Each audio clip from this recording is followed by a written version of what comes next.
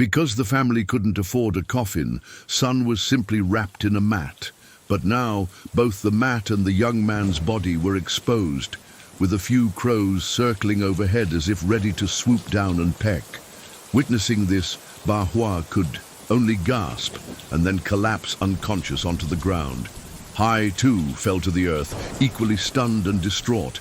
The commotion startled the livestock, creating chaos in the area. It took some time for everyone to calm down. They hurriedly brought Ba Hua back home. When Mr. Mock and some villagers arrived at the burial site, everyone was horrified. At first, they thought some mischief makers had disturbed the grave.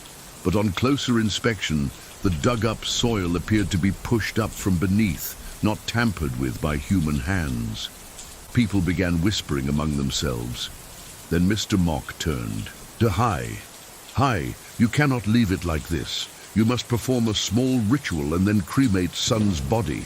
Only after cremation can you properly proceed with the burial of his remains.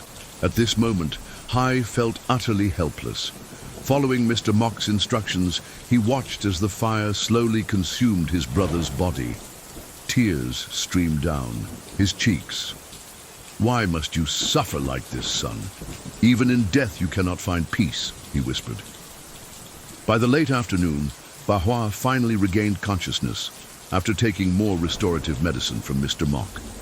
She asked vaguely about her son, but Hai, not daring to tell her the full truth, only said that some cattle had disturbed the grave. Time passed, and as evening fell, Ba Hua finally rested. As for Hai, he was utterly exhausted, both physically and mentally. He had gone more than a day without sleep. Just earlier, he had tried to rest, only to dream that he was standing beneath the waterfall, seeing Sun from above. A scene that haunted him deeply. By midnight, the water in his kettle had run dry. Hai cautiously refilled it with hot water. Then he heard steady knocks on the door, accompanied by a familiar voice. Trembling, he opened it. "Son, is that you?" Hai stammered. "Yes, it's me.